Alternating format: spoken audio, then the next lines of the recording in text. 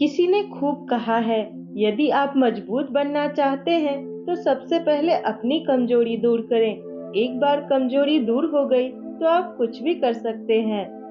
दोस्तों, आज हम बताने जा रहे हैं आपको कि किसी दूसरे व्यक्ति के मन की बात कैसे जानते हैं, यानी कि दूसरे के मन का रहस्य। किसी के भी मन की बातें जानने के लिए 3 तरीके होते हैं, लेकिन इन तीनों तरीके को समझना अति आवश्यक है। यदि आप इन 3 तरीकों को समझ लेते हैं तो आप किसी के भी मन की बातें बड़ी ही आसानी से जान सकते हैं। तो चलिए इसे एक कहानी के माध्यम से समझते हैं कि किस तरह से आप दूसरों की मन की बातें जान सकते हैं। बहुत समय पहले की बात है, एक छोटा सा गांव था। उस गांव में 2 भाई रहा करते थे। बड़ा भाई देख नहीं सकता था, जिसके कारण वह हमेशा घर पर ही बैठा रहता था, और छोटा भाई खेती किया करता था। लेकिन खेतों में अधिक जानवर आने से पूरी फसलें नष्ट हो जाती थी, जिस कारण से छोटा भाई बहुत परेशान हो चुका था। तभी उसे एक तरकीब सूझी। एक दिन उसने सोचा, खेतों में से इन जानवरों को भगाने के लिए क्यों न मैं अपने बड़े भाई की मदद लूं। वैसे भी बड़े भैया अंधे हैं। अगर वह खेतों में बैठे रहेंगे और जानवरों की आहट आने पर वह उन्हें जोर से चिल्लाकर भगा सकते हैं, जिससे हमारी फसलें बच सकती है। इसलिए उन्हें मैं खेत में बिठा देता हूँ। यह सब सोच विचार करने के बाद उसने अपने खेत में ही एक छोटी सी झोपड़ी तैयार कर ली और अपने अंधे भाई को उस खेत में बिठा दिया। और उसने कहा, भैया, यदि कोई जानवर की आहट आपको सुनाई दे तो आप जोर जोर से चिल्लाना। यह सुनकर वह जानवर यहाँ से भाग जाएंगे और हमारी फसलें नष्ट होने से बच जाएंगी। बड़ा भाई अपने छोटे भाई की बात मान लेता है और वह उस दिन से उस खेत में ही रहना शुरू कर देता है। जब भी किसी जानवर की आहट उसे सुनाई देती तो वह तुरंत जोर जोर से चिल्लाना शुरू कर देता, जिससे वह जानवर उसके खेतों से भाग जाते। ऐसा करते करते कई दिन बीत चुके थे। तभी उसके खेत में एक हिरन भागता हुआ आया और वह उस खेत के बांध को तोड़कर वहां से भाग गया। लेकिन उसी हिरन का पीछा करते हुए एक राजा भी उस खेत में आ पहुंचा। तभी राजा की नजर उस अंधे भाई पर पड़ती है। राजा उस व्यक्ति से कहता है, देखो, मैं यहाँ पर एक जानवर का पीछा करते आया हूँ। क्या तुमने उस जानवर को यहाँ पर देखा है? इस पर वह व्यक्ति कहता है, हे राजन, मैं तो अंधा हूँ, मैं भला किसी जानवर को कैसे देख सकता हूँ। लेकिन मैं आपको इतना जरूर बता सकता हूँ कि जो जानवर मेरे खेतों से होकर भागा है वह आपके लायक नहीं है। आप उसके पीछे अपना समय यूं ही बर्बाद न करें। राजा उस अंधे व्यक्ति की बात सुनकर बड़ा ही अचरज में पड़ गया। वह यह सोचने लगा, आखिर यह तो अंधा है, फिर इसे कैसे पता कि जिस हिरन को मैं तलाश कर रहा हूँ वह हिरन मेरे लायक नहीं है। यह अंधा व्यक्ति मुझे कैसे बता सकता है। तभी राजा उस अंधे व्यक्ति से कहता है, कहीं तुम मुझसे झूठ तो नहीं कह रहे हो? एक तरफ तुम यह कहते हो कि तुम अंधे हो और दूसरी तरफ तुम यह भी कह रहे हो कि जो जानवर यहाँ से भागा है वह मेरे लायक नहीं है। इस पर वह अंधा व्यक्ति कहता है, हे राजन, जिसे आप एक हिरन समझ रहे हो, असल में वह एक हिरन नहीं है बल्कि एक हिरनी है, और वह भी गर्भवती है। और जहाँ तक मुझे ज्ञान है, मैंने कभी किसी राजा को किसी गर्भवती हिरनी का शिकार करते हुए नहीं सुना है। और इसी कारण मैं आपसे ये कह रहा हूँ कि वह आपके लायक नहीं है। आप उसके पीछे अपना समय व्यर्थ न करें। यह सुनकर राजा और भी अचरज में पड़ गया। वह यह सोचने लगा कि आखिरकार यह अंधा आदमी यह कैसे जान सकता है कि वह हिरनी है और गर्भवती है। राजा कुछ देर सोच विचार करने के बाद अपने सेनापति से कहता है, सेनापति जी, मुझे वह जानवर जिंदा चाहिए, क्योंकि मुझे यह पता करना है कि क्या वह हिरनी है और क्या वह गर्भवती है। क्योंकि यह अंधा व्यक्ति बहुत विश्वास के साथ कह रहा है और मुझे इस बात की पुष्टि करनी है। यदि वह हिरनी हुई और गर्भवती हुई तो वह हमारे शिकार के लायक नहीं है, क्योंकि हम तो एक हिरन का पीछा कर रहे थे। इसलिए जाओ और पता करो कि वह हिरनी है।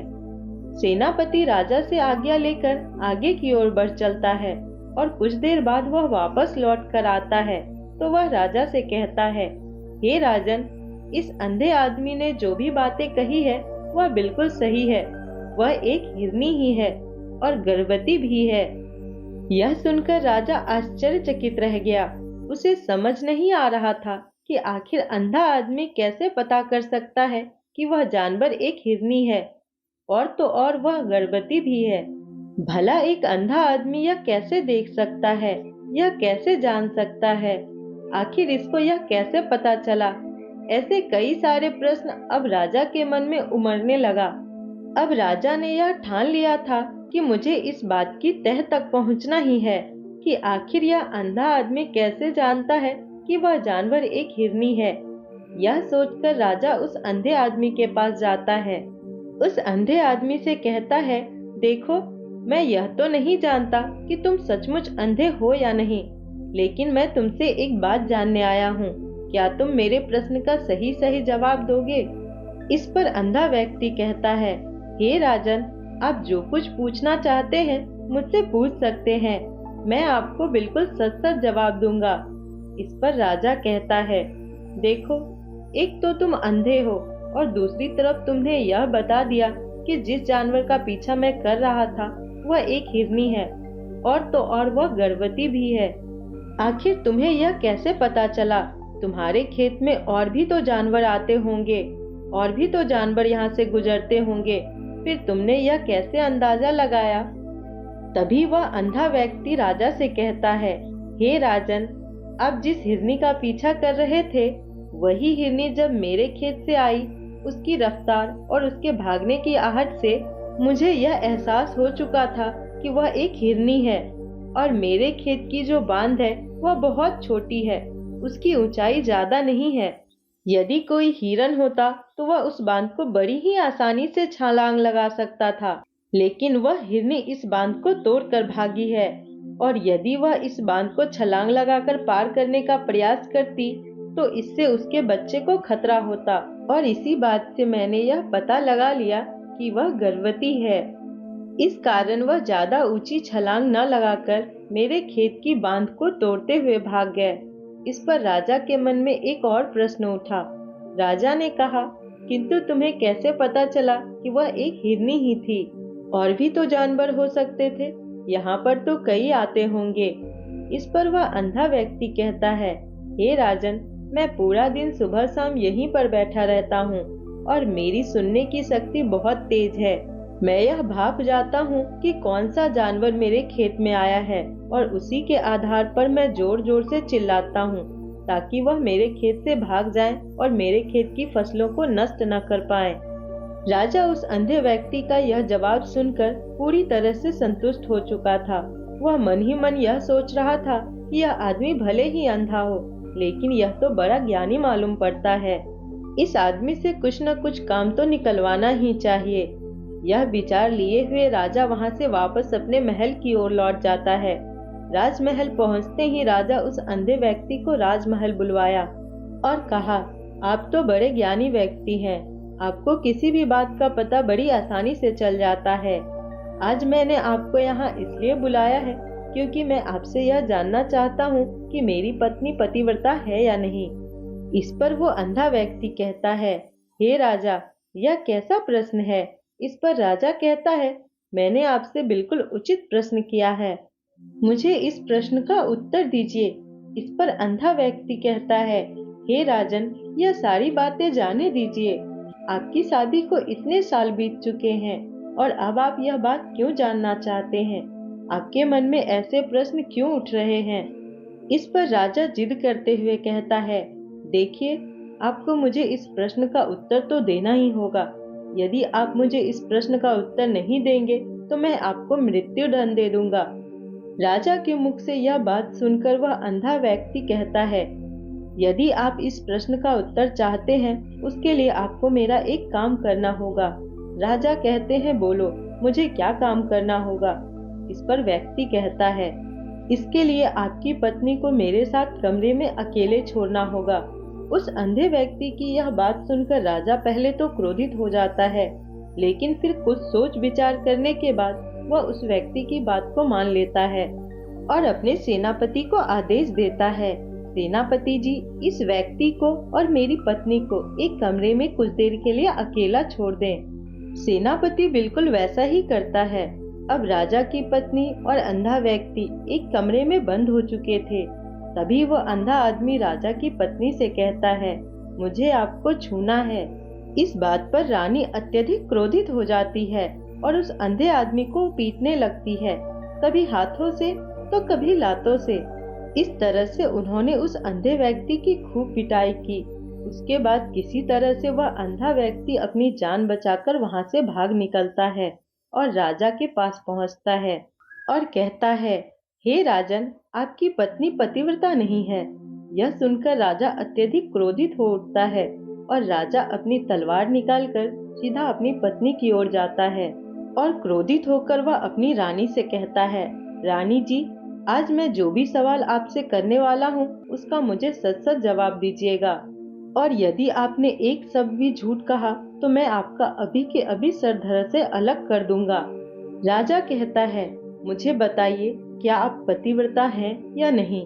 इस पर रानी कहती है, हे राजन, आप भले ही मुझे जान से मरवा दीजिए, लेकिन मैं पतिव्रता नहीं हूँ। राजा यह बात सुनकर बहुत खुश हुआ, क्योंकि उस अंधे आदमी ने जो भी कहा था वह बिल्कुल सच था। यह बात सुनकर तुरंत ही राजा उस आदमी के पास पहुंचता है और आकर उस अंधे आदमी से कहता है, तुम्हें कैसे पता चला कि मेरी पत्नी पतिव्रता नहीं है? इस पर वह अंधा व्यक्ति कहता है, हे राजन, बड़ी सीधी सी बात है।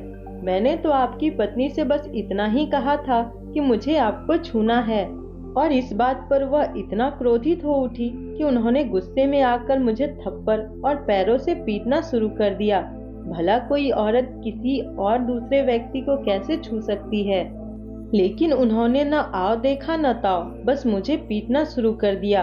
वह भी तो एक छूना ही हुआ, और एक पतिव्रता नारी कभी भी पराये मर्द को नहीं छूती।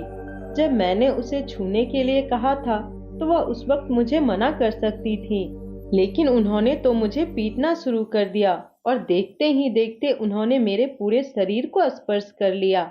अब आप ही बताइए, ऐसी स्त्री भला पतिव्रता कैसे हो सकती है? इस पर राजा कहता है, तुम तो बड़े ज्ञानी मालूम पड़ते हो। अच्छा ठीक है, चलो तुम मेरे एक और प्रश्न का जवाब दो। यदि तुमने मुझे इस प्रश्न का सही जवाब दे दिया तो मैं तुम्हें यहाँ से जाने दूंगा। आगे राजा उस अंधे आदमी से कहता है कि तुम मुझे यह बताओ, क्या मैं सच में अपने पिताजी का ही बेटा हूँ या फिर किसी और का? इस पर वह अंधा व्यक्ति कहता है, हे राजन, इस बात से आपका क्या लेना देना? आप किसी की भी औलाद हो, आखिर आप हैं तो इस राज्य के राजा, इसलिए इस प्रश्न को जाने दीजिए। लेकिन राजा कहता है, नहीं नहीं, मुझे इस प्रश्न का सही जवाब चाहिए, अन्यथा मुझे यह प्रश्न हमेशा परेशान करता रहेगा। इसलिए मैं इसका सही जवाब जानना चाहता हूँ। यदि तुम इसका सही जवाब दे देते हो तो तुम यहाँ से जा सकते हो, मैं तुम्हें नहीं रोकूंगा। इस पर वह अंधा आदमी कहता है, हे राजन, इसके लिए तो मुझे आपके माँ के पास भी जाने की आवश्यकता नहीं है। मैं आपको अभी यह बता सकता हूँ कि आप किसकी औलाद हैं, लेकिन उससे पहले मैं चाहता हूँ कि आप मुझसे एक वादा करें कि आप मुझ पर क्रोधित नहीं होंगे। राजा ने कहा, मैं तुमसे वादा करता हूँ, मैं तुम पर क्रोध नहीं करूँगा। इसके बाद वह आदमी कहता है, राजन, आप तो अपने ही पिता के पुत्र हैं, लेकिन आप पर एक कंजूस सेठ की छाया पड़ी हुई है। यह सुनकर राजा बहुत क्रोधित हो उठा और वह तुरंत तलवार निकालकर अपनी माँ के पास जा पहुँचा। वह वहाँ पर पहुँचने के बाद अपनी माँ से कहता है, माँ, मुझे सच सच बताइए, क्या मैं अपने ही पिता का पुत्र हूँ या नहीं? यदि आपने मुझे सही नहीं बताया तो मैं यहीं पर अपने प्राण त्याग दूंगा। मुझे बताओ, क्या सच है? इस पर राजा की माँ कहती है, बेटा, तू तो अपने ही पिता का पुत्र है, लेकिन तुम्हारे ऊपर एक कंजूस सेठ की छाया पड़ी हुई है। जब मैं एक बार नहाने के बाद अपना मुंह आईने में देख रही थी, तभी उस कांच के पीछे मुझे एक कंजूस सेठ नजर आता है, उसी की छाया तुम पर पड़ी हुई है। यह सुन राजा बहुत खुश हो जाता है और वह तुरंत दौड़ा वापस उस अंधे आदमी के पास पहुंचता है और उस अंधे आदमी से कहता है, तुम्हें यह कैसे पता चला कि मुझ पर कंजूस सेठ की छाया पड़ी हुई है? इस पर वह आदमी कहता है, हे राजन, आपने मुझसे कई सारे सवाल पूछे जिनका जवाब मैंने आपको सही सही दिया है। यदि कोई और राजा होता तो मुझे इसके बदले ढेरों सारे इनाम मिल चुके होते, लेकिन अब तक आपने एक फूटी कौड़ी तक नहीं दिया है। इस बात से ही मैंने अंदाजा लगा लिया कि आप बहुत कंजूस हो। ये बातें सुनकर राजा जोर जोर से हंसने लगा और कहता है, आप जो भी मांगेंगे वह मैं आपको अवश्य दूंगा, लेकिन मुझे यह बताओ कि तुम्हें कैसे पता चल जाता है कि कौन सी बात सही है और कौन सी बात गलत? तुम किसी भी बात का इतना सटीक और सही जवाब कैसे दे पाते हो? इस पर वह अंधा व्यक्ति कहता है, हे राजन, मैं तो वैसे ही अंधा हूँ। यदि मेरी आंखें होती तो मैं किसी के भी मन की बातें बड़ी सरलता से जान लेता। मन की एक भाषा होती है और यह भाषा मनुष्य के शरीर के व्यवहार के रूप में देखी जा सकती है। उसकी आंखों से, होठों से, उसके काम करने के तरीके से, उसकी क्रियाओं से पता किया जा सकता है कि उसके मन में क्या चल रहा है। उसके आधार पर ही हम किसी के भी मन की बातें जान सकते हैं। लेकिन मैं तो अंधा हूँ, मैं देख नहीं सकता, इसलिए मैं क्रियाओं से देखता हूँ। यदि मुझे कोई बात जाननी है तो अगले आदमी को कुछ काम देना पड़ता है, जिस पर वह व्यक्ति किस प्रकार काम करता है, किस तरीके से काम करता है, उसके आधार पर ही मैं यह पता कर पाता हूँ कि उसके मन में क्या चल रहा है। तभी वह राजा कहता है, तो क्या इसका अर्थ यह हुआ कि मैं भी किसी की मन की बातें जान सकता हूँ? इस पर वह अंधा व्यक्ति कहता है, हे राजन, अवश्य आप भी किसी भी व्यक्ति के मन की बातें जान सकते हैं, किंतु उससे पहले आपको अपने ऊपर काम करना होगा, और वह काम है अपने मन को शांत करना, अपने मन को वर्तमान में लाना होगा, जिसके लिए मैं आज आपको 3 तरीके बताने वाला हूँ। और यह तीनों ही तरीके बड़े ही आसान और सरल हैं। किंतु हे राजन, उससे पहले आपको एक काम करना होगा, अपने मन को एकाग्र करना होगा। जब हम अपने मन को एकाग्र करते हैं, अपने मन को वर्तमान में लाते हैं, तो हम दूसरे की मन की बात को जान सकते हैं, क्योंकि वह आदमी अभी भी अपने मन में वर्तमान में ही सोच रहा है, और हमें भी अपने मन को वर्तमान में ही लाना होगा, तभी हम उसके मन की बातें जान सकते हैं। यदि हम अतीत में हुई घटनाओं के बारे में सोच रहे हैं, तो वह जो अगला आदमी वर्तमान में सोच रहा है, वर्तमान में अपने मन में बात कर रहा है, वह हम कैसे जान पाएंगे? क्योंकि हम तो अतीत के घटनाओं में डूबे हुए हैं। इसलिए किसी के भी मन की बात जानने के लिए सबसे पहले हमारे मन को एकाग्र करना होगा। आगे वह व्यक्ति राजा से कहता है, जो 3 तरीके आपको मैं बताने वाला हूँ, इन 3 तरीकों से बड़ी आसानी से किसी के भी मन की बातें जान सकते हैं। जो सबसे पहला तरीका है वह है आंखों पर ध्यान देना। किसी व्यक्ति से बात करते वक्त उसकी आंखों में देखना, उसकी आंखों पर ध्यान देना, जो सबसे ज्यादा जरूरी है, क्योंकि आंखें बोलती नहीं पर बहुत कुछ कह जाती है। यदि हम किसी व्यक्ति के आंखों के इशारे को समझना सीख जाएं, तो हम यह जान पाएंगे कि वह व्यक्ति के दिमाग में क्या चल रहा है, वह क्या सोच रहा है और अभी वह क्या करने वाला है। मेरे पास आंखें नहीं है, लेकिन मैंने अपने गुरु से यह विद्या सीखी है, क्योंकि बहुत सालों पहले मेरे पास आंखें थी और मैं उस वक्त लोगों की मन की बातें केवल उनकी आंखों से ही जान लेता था।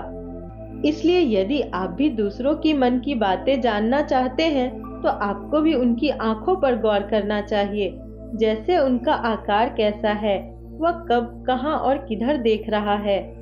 यदि उसकी आंखें यहाँ वहाँ घूम रही है, जब आप उससे बात कर रहे हैं, तो वहाँ वो इधर उधर मोड़ रहा है, कभी ऊपर कभी नीचे तो कभी आसपास, या फिर उसकी आंखें खुश नजर आ रही है या फिर आंखें निराशा नजर आ रही है। जैसे कि चोर होता है, उसकी आंखों में जब हम देखते हैं तो हमें यह पता चलता है कि अगले आदमी ने कोई गलती की है। ठीक उसी प्रकार जब हम चालाक व्यक्ति की आंखों में देखते हैं, तो आपको पता चलेगा कि उसकी आंखों में एक भाषा होती है। एक बहुत ही सीधा और आसान तरीका है। यदि आपको पता लगाना है कि सामने वाला व्यक्ति आपसे झूठ कह रहा है या सही, तो आपको उसकी आंखों पर ध्यान देना अति आवश्यक है। यदि आपसे बात करते वक्त वह व्यक्ति अपनी आंखें यहाँ वहाँ घुमा रहा है, ऊपर नीचे दाएं बाएं हर जगह देख रहा है, तो इसका अर्थ यह हुआ कि वह इस बात से निकलने का कोई रास्ता ढूंढ रहा है, वो कोई झूठ बना रहा है। यदि सामने वाला व्यक्ति आपसे कुछ झूठ कहने का प्रयास कर रहा है, तो वह आपसे नजर नहीं मिलाएगा, वह हर जगह देखेगा, लेकिन आपकी आंखों में आंखें डालकर कभी बात नहीं करेगा, क्योंकि उसे डर है यदि उसने आपकी आंखों में आंखें डालकर देखी तो उसका झूठ पकड़ा जाएगा। ठीक उसी प्रकार चेहरे के हाव भाव होते हैं, जिससे हम मन की बातें बड़ी आसानी से समझ सकते हैं, और इसे भी समझना बहुत जरूरी है। कभी कभी कोई व्यक्ति अपने चेहरे से, जैसे आँख, होठ और बहुत से कुछ अलग व्यवहार करता है। यदि आप भी किसी व्यक्ति के चेहरे पर गौर करेंगे तो आप आसानी से समझ पाएंगे कि वह व्यक्ति निराश है, या व्यक्ति बहुत उदास है, या फिर वह बहुत खुश है, या फिर उसे कोई बहुत बड़ा दुख है। वह अपने अंदर क्या महसूस कर रहा है, यह सारी बातें हम उसके चेहरे के हाव भाव से पता कर सकते हैं। फिर चाहे इंसान जुबान से कुछ बोले या न बोले। आगे व्यक्ति राजा से तीसरा तरीका बताते हुए कहता है, हे राजन, इसी प्रकार तीसरी भाषा भी है, और वह है हाथों के इशारे और शरीर का व्यवहार। मन की बात समझने के लिए हमें हाथ के इशारे और शरीर के व्यवहार को समझना बहुत आवश्यक है। कोई व्यक्ति जब बात करता है तो आपने देखा होगा कि वह अपने हाथों को हिलाते रहता है, अपने हाथों से इशारा करते रहता है। बातों के साथ साथ अपना शरीर का जो व्यवहार है, अर्थात बॉडी लैंग्वेज, उसका भी पूरा उपयोग करता है, जिससे हमें यह पता चल पाता है कि वह व्यक्ति हमारी बातों पर कितना ध्यान दे रहा है और उसके मन में क्या चल रहा है। यदि हम इन 3 तरीकों को सही से ध्यान देकर समझ लेते हैं तो हम बहुत जल्दी किसी के भी मन की बातें बड़ी सरलता और सहजता से जान सकते हैं। इसलिए यदि आपको किसी के मन की बातों को जाननी है तो उसकी आंखों पर, उसके चेहरे पर, उसके शरीर के हाव भाव को और उसके हाथों को ध्यान पूर्वक देखना होगा और समझना होगा, जिससे आप यह समझ पाएंगे कि आखिर उसके मन में क्या चल रहा है और वह क्या सोच रहा है। लेकिन उससे पहले आपको आपके मन को एकाग्र करना होगा और अपने मन को वर्तमान में लाना होगा। तभी आप उस व्यक्ति के सभी क्रियाओं पर ध्यान दे पाएंगे, उन्हें समझ पाएंगे। आपने देखा होगा कि ऐसे कई संत और महात्मा हैं जो बड़े ही शांति से आपको देखते हैं और आपको देखकर ही यह बता देते हैं कि आपके मन में क्या चल रहा है, आप उनसे क्या जानने आए हो। और इसका सबसे प्रमुख कारण यही है कि वह आपको पढ़ सकते हैं, आपको समझ सकते हैं, क्योंकि उनका मन एकाग्र है और शांत है। यदि आपने अब तक पूरी कहानी को सुना है तो मैं आपसे एक छोटी सी अनुरोध करना चाहती हूँ। कृपया इस चैनल को सब्सक्राइब कर दें, ताकि मैं आपके लिए ऐसी ही ज्ञान से भरी कहानियाँ लेकर आ सकूं। नमो बुद्धाय। मिलते हैं एक नई कहानी के साथ अगली वीडियो में।